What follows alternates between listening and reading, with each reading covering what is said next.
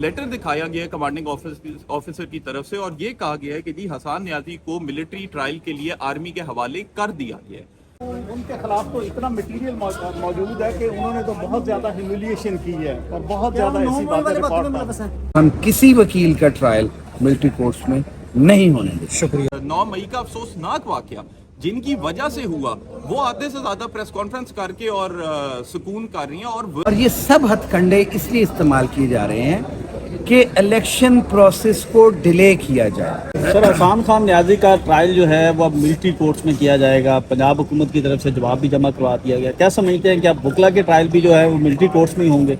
ये जुल्म और बर्बरियत जब जारी होती है तो फिर ये आम इंसान हो, वकील हो, जज हो, ये किसी की तफरीक नहीं रखता। और मैं समझता हूँ कि जुल्म के सामने कानून की नफ़ी होती है और जिस तरह से आज मुल्क में राइज आइन और कानून की पामाली हो रही है उसकी मिसाल इससे पहले नहीं मिलती है। और वो सिर्फ इसलिए की जा रही है कि यहाँ खौफ, हरासमेंट के ज़रिए अपनी विल को इम्पोज किया जाए।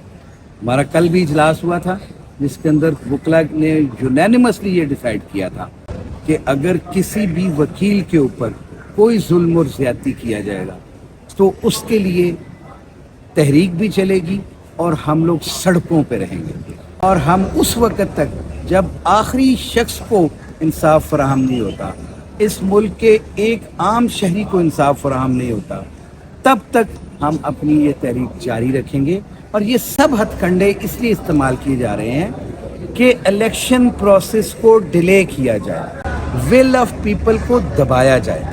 ऐसा नहीं होगा।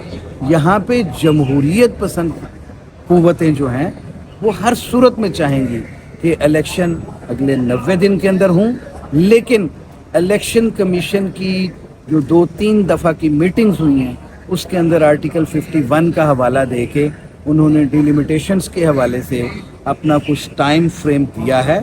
वो भी आइन के आर्टिकल 51 के मुताबिक है, बट आर्टिकल 224 जो है उसको रिडंडेंट नहीं होने देंगे और कानून और आइन की मंशा पूरी होगी। और हम बहैसियत Lahore high court bar association, बहैसियत लाहौर बार एसोसिएशन, बहैसियत सुप्रीम कोर्ट बार एसोसिएशन, मैं अपनी तमाम बार एसोसिएशंस की तरफ से ये ऐलान करता हूँ कि इस काम से बाज आया जाए।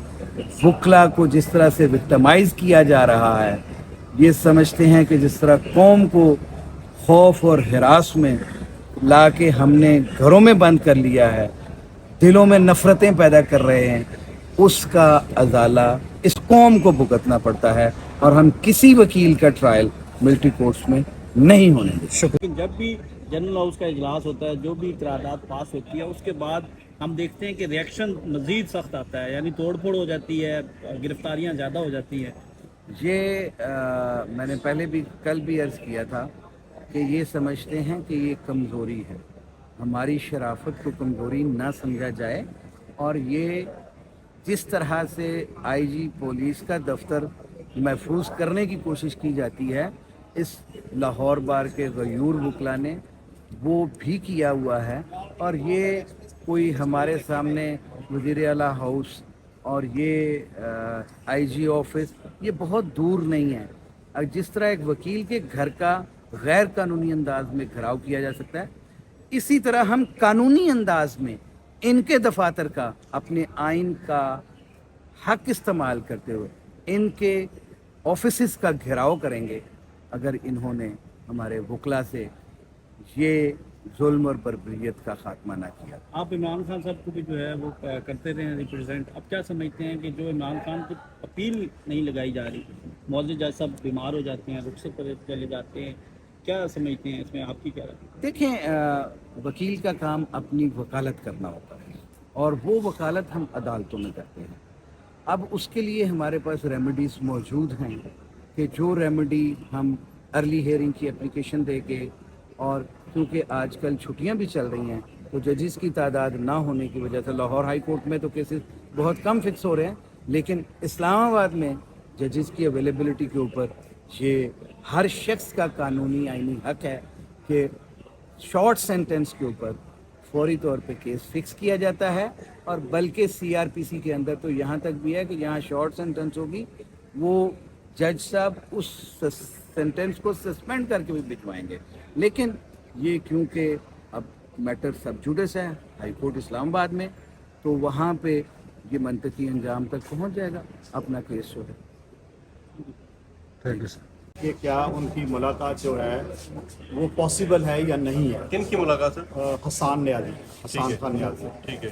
वालिद से उनकी रिक्वेस्ट ये थी कि उनके वालिद साहब मुलाकात करना चाहते हैं, तो रूल्स के मुताबिक हमने यही रिक्वेस्ट की है कि कानून अगर इजाज़त देते हैं तो हमें जिनके पास उनकी कस्टडी है वहाँ से हमें पूछना पड़ेगा, पता करना पड़ेगा, फिर हम रिप्लाई। कि मुलाकात दोनों की हो सकती है कि हाँ जी, नहीं? हो तो 2 सकती बजे है। आप ये अपडेट देंगे कि हो सकती है कि जी नहीं? बिल्कुल। सर मिलिट्री कोर्ट्स के हवाले करने के लिए क्या प्रोसीजर और वो प्रोसीजर सारा टोटल फॉर्मेलिटीज हमने सारी पूरी की हैं इसमें, जो पहले भी दूसरे लोग किसी ने जवाब दिया है? जी सब कुछ कानून के मुताबिक, सब कुछ कानून के सिर्फ हसान न्याजी हैं या और लोग भी हैं? ये जो अभी पिटीशन है ये तो हसान न्याजी की हक है। कौन सा मवाद है जिसके तहत उनको मिलिट्री कोर्ट में रेफर किया गया? मवाद बहुत सारा है, उनके खिलाफ तो इतना मटीरियल मौजूद है कि उन्होंने तो बहुत ज़्यादा ह्यूमिलिएशन की है और बहुत ज़्यादा क्या ऐसी 9 मई बातें वाले रिकॉर्ड वाक़े में मुलव्वस हैं? 9 मई वाले वाक़े में मुलव्वस हैं।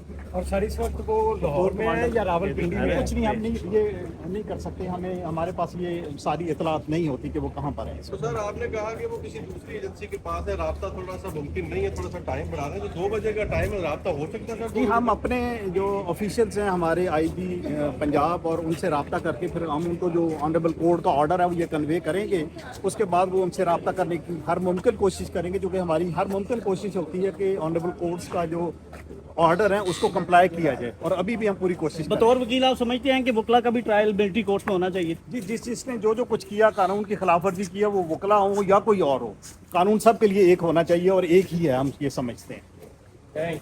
Thank you. सर बताइएगा कि हसान न्याजी के केस में क्या डेवलपमेंट हुई है, क्या रिपोर्ट जमा करवाई है हुकूमत की तरफ से, आपकी प्रेयर क्या है अब? जी देखें, आज हुकूमत की तरफ से प्रोसिक्यूटर और एजी साहब आई हैं, उन्होंने एक रिपोर्ट जमा करवाई है। उस रिपोर्ट को देखकर नज़र ये समझ ये आती है कि इनके पास सवालों के जवाब नहीं थे। ना हसान न्याजी की डेट ऑफ अरेस्ट उस रिपोर्ट में बताई गई है, ना ये बताया गया उसका ट्रांजिट रिमांड लिया गया है या नहीं लिया गया तो कब और कहाँ से लिया गया है, और ना ये बताया गया है कि कब थाना सर्वर रोड के एसएचओ के पास उनकी कस्टडी आई है। सिर्फ एक लेटर दिखाया गया है कमांडिंग ऑफिसर की तरफ से, और ये कहा गया है कि जी हसान न्याजी को मिलिट्री ट्रायल के लिए आर्मी के हवाले कर दिया गया है। मेरा सवाल ये है कि पिछली डेट पर ऑनरेबल लाहौर हाई कोर्ट ने कहा था कि अगर हसान न्याजी कस्टडी में है एसएचओ सर्वर रोड की, तो फिर हसान न्याजी को अदालत में पेश करना चाहिए, यह अदालत का हुक्म था। लेकिन इन्होंने आके कहा कि जनाब अदालत का हुक्म तो था, लेकिन हसान न्याजी को एक आर्मी के कमांडिंग ऑफिसर की लेटर की बिना पर हमने अदालत की ऑर्डर की वायलेशन की है और हसान न्याजी को हमने आर्मी के हवाले कर दिया है। हमारा मौकफ सिर्फ ये है कि जो 3 से 4 दिन हसान न्याजी बिल्कुल ही गायब रहा है, हमें बताया जाए कि वो किधर है, कब गिरफ्तार हुआ, कहां पर लेके गए, क्या जो कानूनी तकाजे हैं एक ट्रांजिट के वो पूरे किए गए हैं, क्या ये गिरफ्तारी लीगल है कि इसमें ज़ाब्ते के जितने तकाजे थे वो पूरे किए गए हैं या नहीं किए गए। अब तक की कार्रवाई क्या हुई है? अब तक की कार्रवाई ये हुई है कि हमारी इस्तदा अदालत से ये थी कि या हसान न्याजी को एक दफ़ा अदालत बुलवा लिया जाए, या हसान न्याजी के वालिद हफीजुल्लाह न्याजी की मुलाकात करवा दी जाए ताकि वो देख लें कि उनका बेटा खैर खैरियत से है या नहीं है। अदालत ने हुकूमत को कहा है कि आप 2 बजे तक आकर बता दें कि क्या ये मुलाकात हो सकती है या नहीं हो सकती। अच्छा, मिलिट्री कोर्ट के सुपुर्द करने का जो कानूनी प्रोसेस है वो क्या है? मेरी नज़र में, मेरी राय के अंदर मिलिट्री कोर्ट के सुपुर्द करने के लिए पहले जो सिविलियन अदालत है उसमें पेश किया जाएगा। सिविलियन अदालत से commanding officer custody take over करके, रिक्वेस्ट करके कस्टडी लेकर और मिलिट्री कोर्ट के लिए लेकर जाएगा। यहां पर यह हुआ है कि एसएचओ ने डायरेक्टली कस्टडी हैंडओवर कर दी है। मैंने ये सवाल पूछा था जिनका उनके पास, हुकूमत के पास जवाब नहीं था, कि जो 102 बंदे मिलिट्री कस्टडी में रखे गए हैं, उन 102 बंदों में से कितनों की जो कस्टडी है वो अदालत से ली गई है। इस सवाल का जवाब बता देता कि क्या हसान न्याजी की handing over to the military कानूनी तौर पर दुरुस्त थी या गलत है। अच्छा सर, ये बताइएगा कि अभी एजी साहब कह रहे हैं कि हसान न्याजी जो है वो मेन मुलज़िम है, वो किसी सूरत पे जो है वो नहीं बच सकते। تو آپ کیا سمجھتے ہیں کہ حسان نیازی کا کردار ہے لوگوں دیکھیں جہاں تک اس کی کیس کی میرٹس کی بات ہے وہ ایک عدالت کا معاملہ ہے. یہ عدالت ہی ہمیں بتائے گی کہ حسان نیازی ملزم تھا یا نہیں تھا. ایک بندے کو مین ملزم بنا دینا جبکہ وہ ایک پارٹی کا زیادہ سے زیادہ ایک ورکر تھا, تو یہ مجھے لگتا ہے بالکل ہی ایک غیر ذمہ دارانہ بیان تھا جو اے جی صاحب کی طرف سے دیا گیا. بات یہ ہے کہ جن لوگوں نے اصل میں یہ سارا کچھ 9 مئی کا افسوسناک واقعہ جن کی وجہ سے ہوا وہ آدھے سے زیادہ پریس کانفرنس کر کے اور سکون کر رہی ہیں, اور ورکر لیول بندے کو آپ اٹھا کر اور آپ عدالتوں کے اندر جو ہے اس کو ذلیل کر رہی ہیں. یہ چیز اس طرح کا بیان اے جی صاحب کی طرف سے بڑا افسوسناک اور غیر ذمہ دارانہ. عدالتی احکامات پر جو ہے وہ مسلسل عمل درآمد نہیں کیا جا رہا. آپ کیا سمجھتے ہیں کہ عدالتیں جو ہیں وہ اپنے احکامات پر عمل درآمد کروانے میں ناکام نظر آ رہی ہیں؟ جی بالکل بھی نہیں. دیکھیں عدالت کا حکم پہ جہاں جو ہے وہ عدالت کا حکم فالو نہیں ہوتا وہاں عدالت کے پاس توہین عدالت کی پاور ہے اور عدالت استعمال کرتی ہے.